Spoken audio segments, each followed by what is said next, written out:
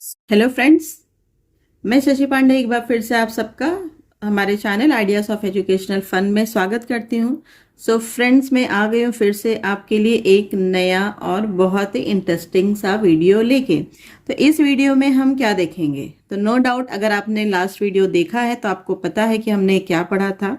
Yes, हमने change the voice के rules and regulations पढ़े थे। मैंने आपको टोटल 7 रूल्स दिए थे और मैंने आपको बताया था कि अगर आपका क्वेश्चन किस टेंस में है तो कहाँ पे जाके चेंज होगा, यानी कि कौन से हेल्पिंग वर्ब्स लगेंगे। ठीक है, तो लास्ट वीडियो में हमने पार्ट 1 में इतना देखा। आज का हमारा जो वीडियो होने वाला है इट इज पार्ट 2। तो इस पार्ट 2 वीडियो में हम देखेंगे कि एक्चुअली में अगर आपको क्वेश्चन दिया है और आपको पूछा है कि चेंज द वॉइस, तो आपको उसको चेंज कैसे करना है। ठीक है, तो बेसिक से बताऊंगी, वीडियो को ध्यान से देखिएगा बिना स्किप किए हुए। चलिए, तो एक्टिव टू पैसिव, ठीक है, ये है हमारा आज का टॉपिक पार्ट 2। पार्ट 2, ठीक है। अब चलिए, कोई भी मैंने एक सेंटेंस सपोज ले लिया, मैं क्या ले लूं, मैं ले लेती हूं आई राइट अ स्टोरी। ठीक है, बहुत ही कॉमन सा सेंटेंस है, यूजुअली और सिंपली भी यूज किया जाता है, हर कोई as a example most of use करता है। ठीक है, I write a letter, I like a story, I write a novel, I read so and so. So इस तरीके से चीजें हम बोलते हैं। तो मैंने ये सिंपल सा एक एग्जाम्पल ले लिया है। अब क्वेश्चन ये आता है कि हमें क्वेश्चन क्या है, change the voice. Active to voice अगर लिखा है, एक्टिव टू पैसिव लिखा है, तब तो हमें पता है कि हमें एक्टिव से पैसिव में चेंज करना है।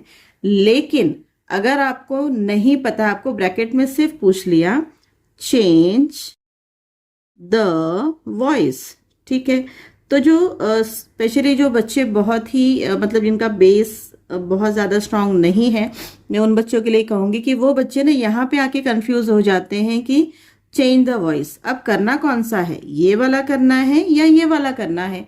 ये बहुत बड़ी दिक्कत आती है, जबकि उनको पता है कि चेंज द वॉइस क्या है, कैसे करने हैं, रूल्स हो गए, टेंस हो गए, सब हो गया, बट यहाँ पे हो जाती है दिक्कत।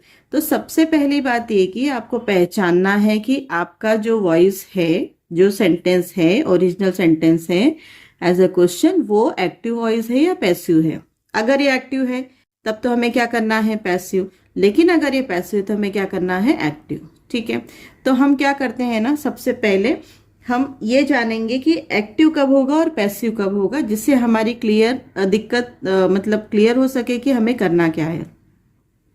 तो चलिए, ये जानने के लिए सबसे पहला काम हमें क्या करना होगा ना, हमें ये चेक करना होगा कि हमारा जो वर्ब का फॉर्म है, ठीक है, वो किस फॉर्म में है और वो किस टेंस में है। तो अगर हमें टेंस पता चल गई, यानी कि मैंने आपको देखिए पिछले वीडियो में ये चार्ट दिया था, मैंने आपको बताया था कि सिंपल में है तो कंटिन्यूअस में जाएगा, परफेक्ट में है तो परफेक्ट कंटिन्यूअस में जाएगा, और कंटिन्यूअस में है तो नो टेंस चेंज। ठीक है, वर्ब चेंज होंगे बट टेंस चेंज नहीं होगा। और सेम यहाँ पास्ट के लिए भी और सेम फ्यूचर के लिए भी। तो उसी तरीके से हमें क्या देखना है, हमें देखना है कि अगर हमारा सेंटेंस क्वेश्चन किस टेंस में होना चाहिए, एक्टिव में होने के लिए पहले तो सिंपल प्रेजेंट में होना चाहिए, जिसके लिए हमें क्या क्या चाहिए, हमारा जो मेन वर्ब होगा, या तो वहां पे डू डस, या फिर वर्ब के साथ में एस और यस, या तो अगर तीनों भी नहीं है तो वर्ब हमारा जो होगा वो फर्स्ट फॉर्म में होगा। ठीक है, जैसे मैंने यहाँ पे लिखा है आई राइट अ लेटर, तो यहाँ पे ना तो डू है, ना तो डज है, ना तो एस है, ना तो यस है, लेकिन हमारा जो ये मेन वर्ब है वो किस फॉर्म में है, फर्स्ट फॉर्म में है, राइट रोट रिटन। ठीक है, तो फर्स्ट फॉर्म में है, इसलिए मैं इसको क्या बोलूंगी, ये मेरा कौन सा सेंटेंस है, ये सिंपल प्रेजेंट है। क्या है, सिंपल प्रेजेंट। अगर ये सिंपल प्रेजेंट है तो सिंपल सी बात है, वो क्या है, एक्टिव। क्या है, एक्टिव। ठीक, अब ये हमें पता चला। अब हम देखेंगे कि दूसरा सिंपल, हाँ कंटिन्यूअस। अब क्या हमारा क्वेश्चन कंटिन्यूअस में है, ठीक है, तो यस, अगर वो कंटिन्यूअस में है अब आप बोलेंगे कि ऑलरेडी यहाँ पे तो अगर सिंपल में था तो हमने कंटिन्यूअस किया यानी कि वो पैसिव बन गया। यस डेफिनेटली वो पैसिव बन गया, लेकिन यहाँ पे भी कंडीशंस हैं कि कब वो पैसिव नहीं है। तो आपको क्या मिलेगा यहाँ पे कंटिन्यूअस में, either you will get ING form. ING form अगर वो है तो वो क्या है, वो कंटिन्यूअस टेंस है। लेकिन मैंने आपको रूल में दिया था कि हमेशा पैसिव में क्या होगा, थर्ड फॉर्म होगा। यानी कि अगर आईएनजी फॉर्म है तो वो पैसिव नहीं है, पैसिव नहीं है। ठीक है, अब यहां पे आपको क्या मिलेगा, आईएनजी फॉर्म मिलेगा। अब परफेक्ट, परफेक्ट में अगर है तो इसका मतलब वो एक्टिव है, क्या है, एक्टिव है। और परफेक्ट कंटिन्यूअस में है तो पैसिव है। अब मैंने आपसे कहा कि हमेशा थर्ड फॉर्म ही पैसिव में होता है। ये बच्चों का क्वेश्चन मुझे पढ़ाते समय भी बच्चों ने पूछा था कि आपने तो कहा है कि हमेशा पैसिव थर्ड फॉर्म में होता है। यस डेफिनेटली थर्ड फॉर्म में होता है, लेकिन रूल ये भी कहता है कि परफेक्ट कंटिन्यूअस कहाँ जाता है, सॉरी परफेक्ट कहाँ जाता है, परफेक्ट कंटिन्यूअस में जाता है। लेकिन परफेक्ट का हेल्पिंग वर्ब क्या होता है, हैज और हैव, दोनों में से कोई एक, और इसके साथ में हमेशा थर्ड फॉर्म होता ही है। तो ये हमेशा यहाँ पे है ही, यानी कि इस केस में भी आपका क्वेश्चन क्या है, एक्टिव है। एक्टिव है तो कहाँ जाएगा, पैसिव में जाएगा। आपको पहचानना का है, आप समझ गए।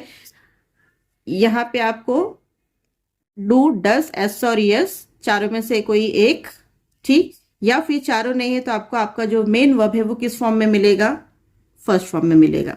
यहाँ पे आपको आपका जो मेन वर्ब है, यहाँ के सेंटेंसेस कैसे आते हैं, या तो सपोज सेम सेंटेंस अगर मैं लेती हूँ, आई राइट अ लेटर, तो मैं क्या लिखूंगी, I am writing a letter, क्या हो जाएगा, I am writing a letter. अब आईएनजी फॉर्म है तो वो आईएनजी फॉर्म कभी भी पैसिव वॉइस में नहीं होता। तो आपको पता चल गया यहाँ क्या होगा कि किस कंडीशन में आपको ये एक्टिव दिखने वाला है। ठीक है, अब पैसिव कैसे होगा मैं प्रैक्टिस में आपको बताती हूँ। अब यहाँ पे परफेक्ट, परफेक्ट में हमेशा आपको यहाँ पे थर्ड फॉर्म तो मिलेगा, लेकिन कंडीशन ही ऐसी है कि अगर हैज़ और हैव आ गया तो आपको क्या करना है, वो एक्टिव समझना है और उसको पैसिव करना है। ठीक है, यहाँ के लिए भी सेम चीज़, जैसे मैंने आपको यहाँ पे कहा फर्स्ट फॉर्म होना चाहिए, तो यहाँ पे क्या होना चाहिए, यहाँ पे सेकेंड फॉर्म होना चाहिए, या तो फिर डिड होना चाहिए। अगर ये है तो आप समझेंगे कि क्या है, एक्टिव है। आइदर डिड के साथ में फर्स्ट फॉर्म आएगा प्लस फर्स्ट फॉर्म, या तो सिर्फ second form of main verb आपको मिलेगा, यानी कि सिंपल पास्ट है। क्या है ये, सिंपल पास्ट। तो सिंपल पास्ट कहाँ जाएगा, कंटिन्यूअस में। सेम एज पर अबाउ, यहाँ का जो रूल था यहाँ पे भी वही लगेगा। आपको यहाँ पे मिलेगा आईएनजी फॉर्म। ठीक है, suppose I was writing a letter, तो वो आईएनजी फॉर्म है, यानी कि वो पैसिव नहीं है, तब वो क्या है, वो एक्टिव है। ठीक है, अब चेंज कैसे होगा प्रैक्टिस में हम देखेंगे इसी की तरह। परफेक्ट, परफेक्ट में आपको क्या पे मिलता है, हैड मिलता है, हैड के साथ में थर्ड फॉर्म मिलता है। ठीक, यानी कि कहाँ जाएगा, यहाँ, तब भी ये एक्टिव ही है। लेकिन अगर इसमें आया तो ये ऑलरेडी हमेशा पैसिव होता है, there is no change, passive होता है, ये हमेशा पैसिव होता है।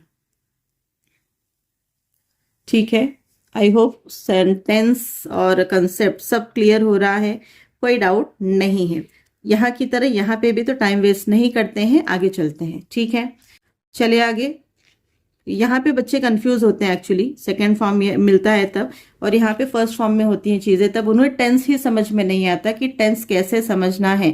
तो अगर आपको टेंस समझ में आ गया, बिकॉज अगर डिड दिया है तो आपको पता चल गया सिंपल पास्ट है, डू डज है तो पता चल गया सिंपल पास्ट है। प्रॉब्लम कहाँ पे आती है, जब डू डज नहीं होता और डिड नहीं होता, वर्ब का सेकेंड फॉर्म आ गया और वर्ब का फर्स्ट फॉर्म आ गया, तो बच्चे वहीं कंफ्यूज हो जाते हैं, पता नहीं क्या दे दिया है। तो नहीं, बिल्कुल नहीं, वर्ब का फर्स्ट फॉर्म है, कोई हेल्पिंग वर्ब नहीं है, इसका मतलब वो सिंपल प्रेजेंट है, कहाँ जाएगा, कंटिन्यूअस में जाएगा।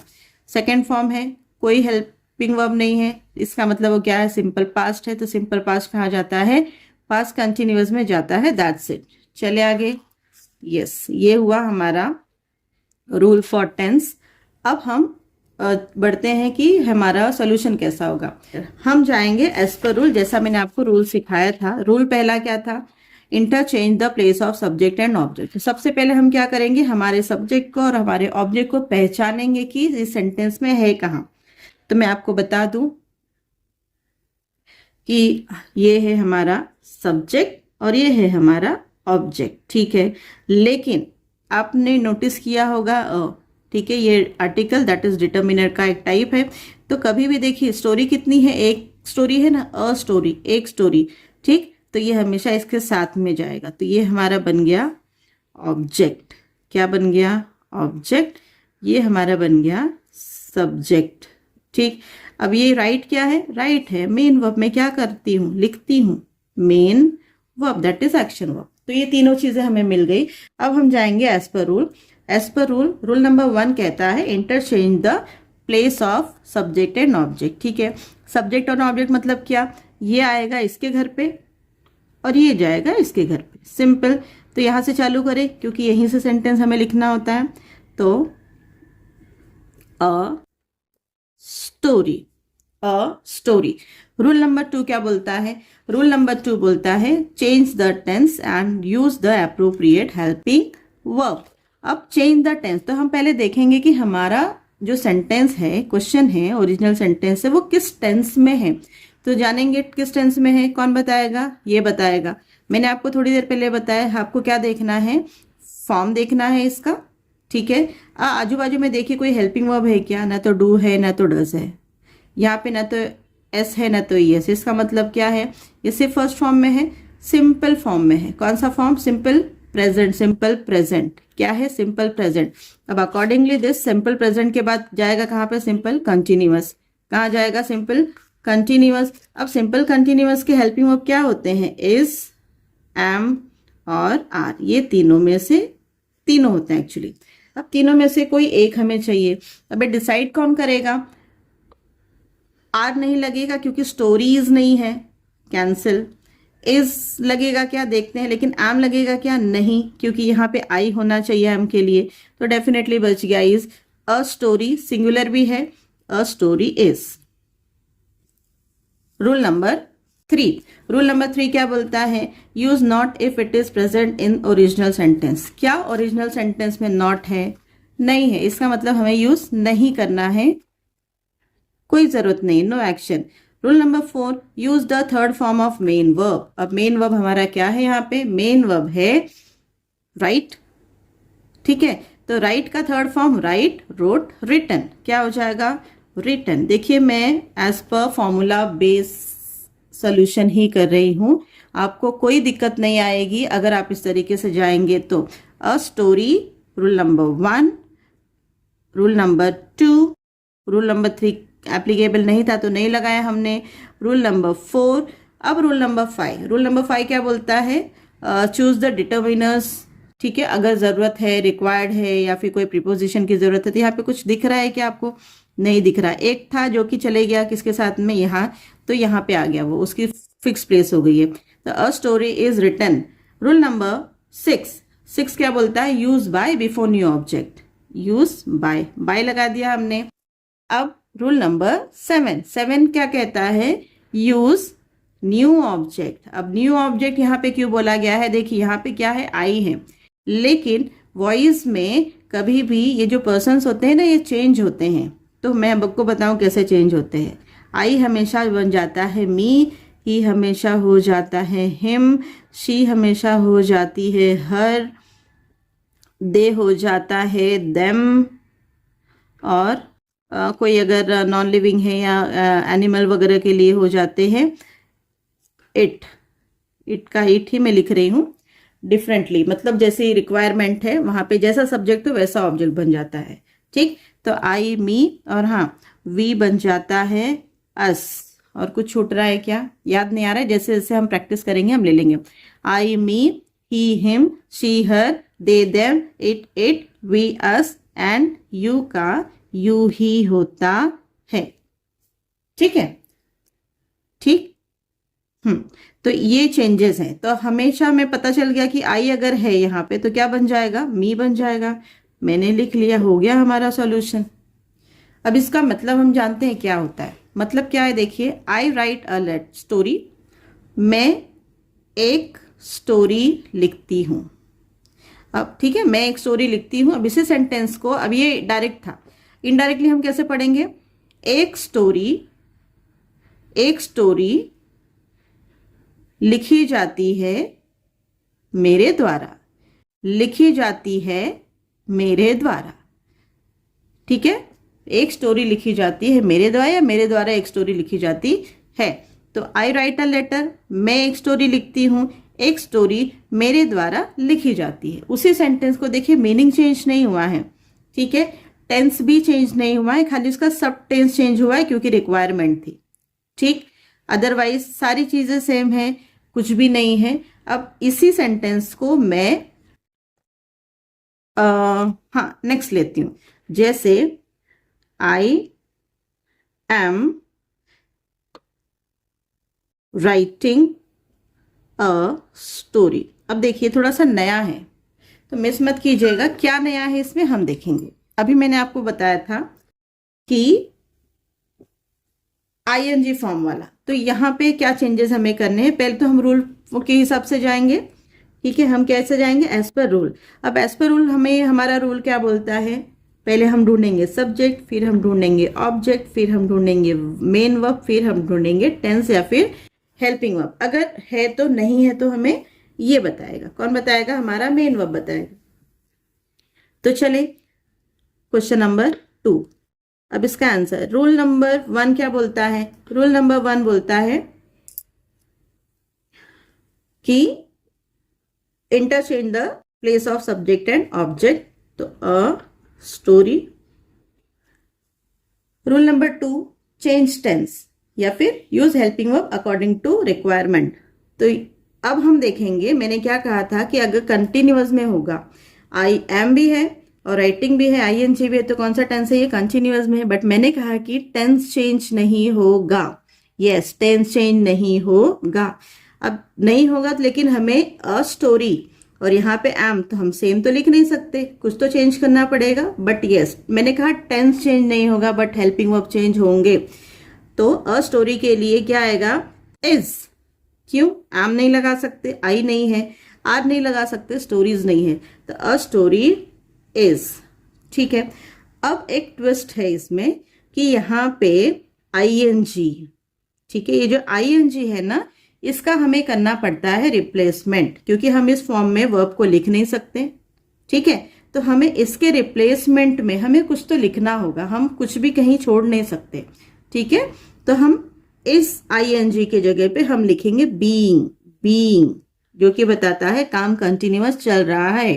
ठीक है, so a story is being, ING के हमेशा जितने भी आईएनजी वाले आपको क्वेश्चन मिलेंगे ना, हमेशा आपको ध्यान में रखना है, टेंस कोई भी हो, प्रेजेंट हो, पास्ट हो या फ्यूचर हो, आपको आईएनजी के रिप्लेसमेंट में बीइंग लगाना है। और बीइंग की फिक्स प्लेस होती है just after helping verb, just after helping verb, ये इसी के साथ ही आता है, कोई चेंज नहीं। लेकिन अगर सेंटेंस नेगेटिव होते यानी कि नॉट वाला होता ना, तो इस और बीइंग के बीच में हमेशा नॉट आएगा। ठीक है, अ स्टोरी इज नॉट बीइंग, ठीक है, बीइंग नॉट नहीं, is not being, was not being. ठीक है, इस तरीके से चले आगे। तो हमारा ये हो गया, हमारा ये हो गया, अब ये भी हो गया। अब एज पर रूल हमें क्या करना है, हमें करना है मेन वर्ब। क्या लिखना है, मेन वर्ब। मेन वर्ब का कौन सा फॉर्म होता है, यस आपको पता है, थर्ड फॉर्म रिटन। क्या होता है, written. A story is being written. Rule number next, by. Rule number next क्या हो जाएगा, आई का हो जाएगा मी। डन, ठीक है, यस। अब आगे हम चलते हैं। नेक्स्ट क्या बोलता है, ये बोलता है I, pen change, have written a letter. ठीक है, अब आपको आ गया है, आई होप आप अपने पेन और पेपर लेके बैठे होंगे, या फिर नहीं लिए हैं तो ले लीजिए। प्रैक्टिस करते रहने से बहुत ही इजी हो जाता है। ठीक है, तो अब हम ये देखेंगे, यहाँ पे भी सेम रूल्स हम फॉलो करेंगे। सब्जेक्ट, ऑब्जेक्ट, मेन वर्ब और हेल्पिंग वर्ब एज पर rule. Rule number 1 a letter, rule number 2 helping verb. अब मैंने आपको क्या कहा था, देखिए हेल्पिंग वर्ब अगर परफेक्ट में होगा तो कहाँ जाएगा, परफेक्ट कंटिन्यूअस में। अब परफेक्ट कंटिन्यूअस का हेल्पिंग वर्ब क्या होता है, हैज बीन, हैव बीन, लेकिन यहाँ पे है हैव, ठीक है। अब क्या होता है, हैज बीन और हैव बीन, मैं ऐसे बता रही हूँ। तो अब बताइए यहाँ पे हैव लगेगा या हैज लगेगा। यस, आपको याद है यहाँ पे हैज लगेगा। अब हैज इसलिए लगेगा क्योंकि हैज अ लेटर, एक लेटर है, हमेशा हैज सिंगुलर्स के लिए जाता है। अगर यहाँ पे हैव लगाते तो यहाँ पे हमें किसकी जरूरत होती, लेटर्स की जरूरत होती, ठीक है, ढेर सारे लेटर्स की जरूरत होती। तो अ लेटर हैज और इसका helping verb been, a letter has been. अब जो फॉर्म था सेम फॉर्म, कोई चेंजेस नहीं। रिटन ऑलरेडी थर्ड था तो थर्ड ही आएगा, बाय मी, हो गया, वेरी सिंपल, ठीक है क्या ना, बहुत ही सिंपल है।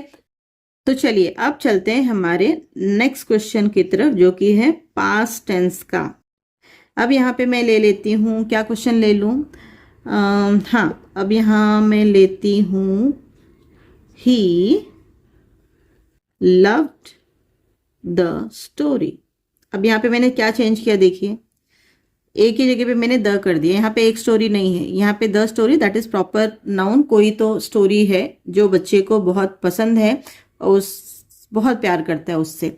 सो ही लव्ड, यहाँ पे देखिए हमें क्या करना है, हमें चेक करना है कि हमारा सेंटेंस किस टेंस में है। सबसे पहले तो हम पहले देखेंगे सब्जेक्ट, फिर हम देखेंगे ऑब्जेक्ट। अब देखिए ऑब्जेक्ट देखने के लिए ना फिर से ध्यान रखिएगा, यहाँ पे अ स्टोरी हमने पहले लिया था, लेकिन यहाँ पे द आ गया, तो इसका मतलब ये नहीं कि हमें द को छोड़ देना है, द भी इसी का पार्ट है। द स्टोरी, स्टोरी द किसके लिए आया है, द स्टोरी के लिए आया है, तो द स्टोरी हमारा क्या हो जाएगा, ऑब्जेक्ट हो जाएगा।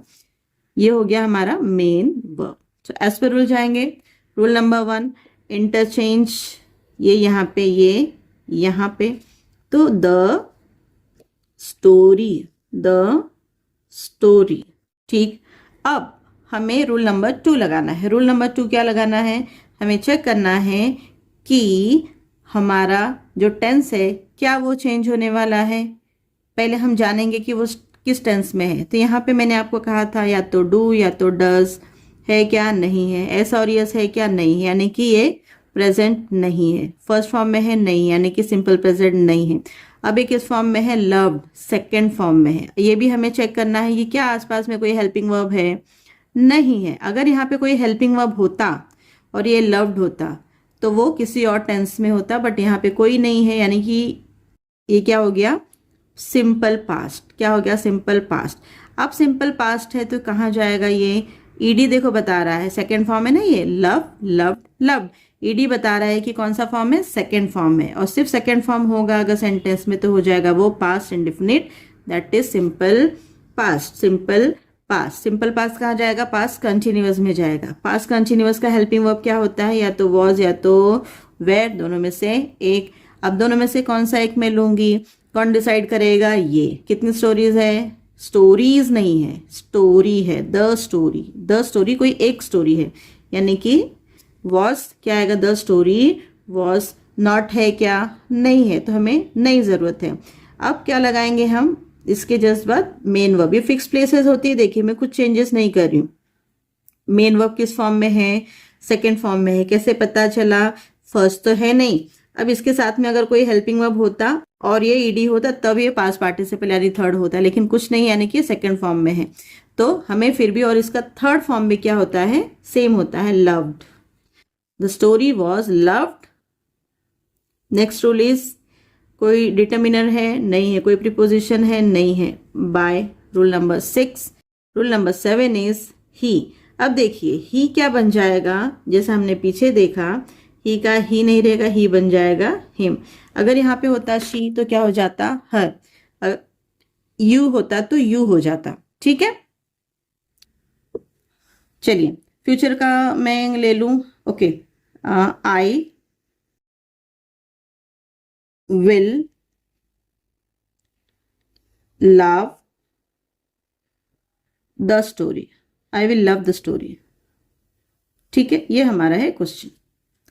एज पर रूल जाते हैं, ज़रूरत नहीं थी एक्चुअली इतना ज़्यादा, क्योंकि वीडियो बड़ी हो जा रही है, लेकिन ठीक है, आपको एक बार आप देख लेंगे, 5 मिनट और लगेगा इसके लिए, फटाफट जाएंगे, ज़्यादा डीप में नहीं लेती हूँ, तो आपका कन्फ्यूजन नहीं रहेगी आपको।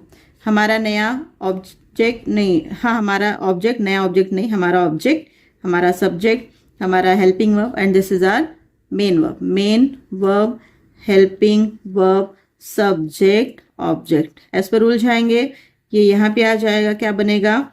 The story, the story.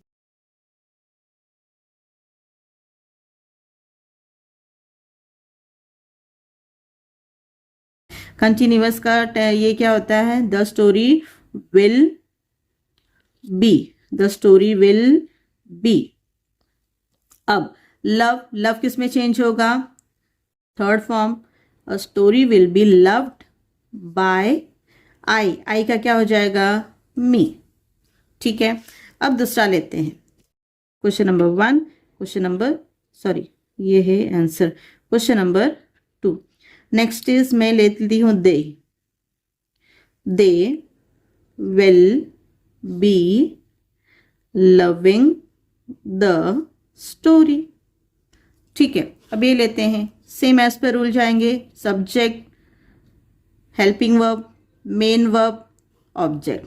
Object को यहाँ पे लिया, द स्टोरी। अब देखिए विल बी, फिर से आया विल बी और आईएनजी, यानी कि कंटिन्यूअस है ऑलरेडी ये, तो कंटिन्यूअस चेंज होगा क्या? नहीं, चेंज नहीं होगा टेंस, लेकिन हाँ हेल्पिंग वर्ब चेंज हो सकता है अगर ज़रूरत पड़ी तो। बट यहाँ पे ज़रूरत है क्या? नहीं ज़रूरत है, कोई ज़रूरत नहीं यहाँ पे। So the story will B, यहाँ पे देखिए हम शैल भी लगा सकते थे, ठीक है, हम यहाँ पे शैल भी लगा सकते थे, लेकिन मैंने आपसे क्या कहा था कि आई और वी के साथ में ही जाएगा, इसलिए मैं यहाँ पे यूज नहीं कर रही हूँ। कोई टेंस, कोई हेल्पिंग वर्ब चेंज नहीं होगा। The story will be loved by, they का हो जाएगा देम। एक लास्ट क्वेश्चन लेते हैं, number 3, this is answer, they will have loved the story. Subject, helping verb, main verb, object, ये आएगा यहाँ पे। The story will have का क्या हो जाएगा? याद है आपको, will have been, next tense में चले जाएगा। अब एज पर रूल थर्ड फॉर्म का थर्ड फॉर्म ही रहेगा, नो चेंज, लव, बाय के लिए बाय। अब क्या बचा? दे का क्या हो जाएगा? देम, हो गया। तो हमने बहुत ही सिंपल तरीके से एक सिंपल सा सेंटेंस लिया और हमने उसको सॉल्व किया। बट हमारा जो पार्ट 3 होने वाला है ना, वो आप मिस मत करना। रीजन, मैं आपको कुछ ऐसे मॉडल ऑक्सिलरी जो आते हैं, होते हेल्पिंग वर्ब ही वो भी हैं, लेकिन हमने जो टेंस चार्ट पढ़ा ना, प्रेजेंट पास्ट फ्यूचर, तो इसमें वो हेल्पिंग वर्ब्स नहीं होते, वो मॉडल ऑक्सिलरीज डिफरेंट होते हैं। आपको पता भी होगा, मे बी फैमिलियर भी होंगे। तो उनसे रिलेटेड क्वेश्चन और जो WS टाइप के क्वेश्चन होते हैं ना, वो हम पढ़ने वाले हैं कि वो क्वेश्चन कैसे सॉल्व करेंगे, और थोड़े से टेक्निकल, मतलब थोड़े से कंफ्यूजन वाले। बहुत बड़ा वीडियो नहीं होगा, hardly 5 to 6 example, less than 10 मैं तो लूंगी। तो पार्ट 3 आप बिल्कुल मिस नहीं करना। पार्ट 3 बहुत ही इंपॉर्टेंट होने वाला है, बिकॉज जो हायर लेवल के बच्चे हैं उनको वो क्वेश्चन ज़्यादा आते हैं। तो ये छोटे बच्चों के लिए तो ठीक है, मतलब इस तरीके के ही क्वेश्चन उनको मिलते हैं। बट अगर आप बड़े हैं, या फिर नॉलेज के लिए मैं सबके लिए रिकमेंड करूँगी कि आप सभी देखिएगा। सो मिलते हैं हमारे पार्ट 3 में। सो आई होप आपको वीडियो पसंद आया होगा। So please keep watching, keep sharing, keep subscribing. Bye. Take care.